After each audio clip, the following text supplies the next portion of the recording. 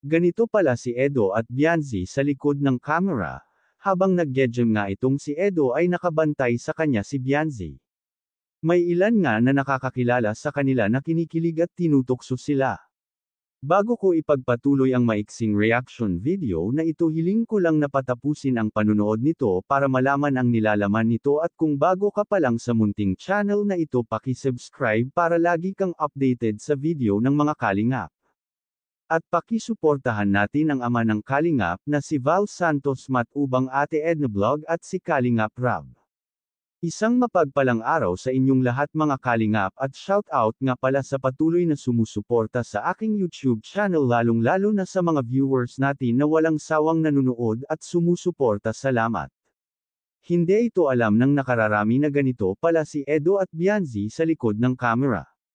Suportado nga ni Bianzi si Edo sa pag-gem nito, dahil habang nag-gem itong si Edo ay nakaupo lang itong si Bianzi habang naghihintay kay Edo. May ilan sa kasama ni Edo na kinikilig at naiinggit kay Edo dahil kasama niya si Bianzi. At doon nalaman ni Bianzi na nag-gem din pala si Dara.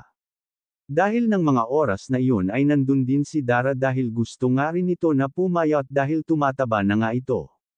Gusto rin ni Edo na gumanda ang katawan nito dahil kasama nga sila ni Bianzi nararampa.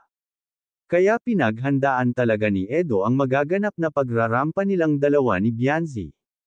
Samantala gabi na nga nang may hatid si Dara at Bianzi sa kanilang bahay, pero okay lang naman dahil hinatid nga sila ng K-Boys hanggang sa bahay nila dahil maraming dala si Bianzi na bigay ng mga supporter at sponsor.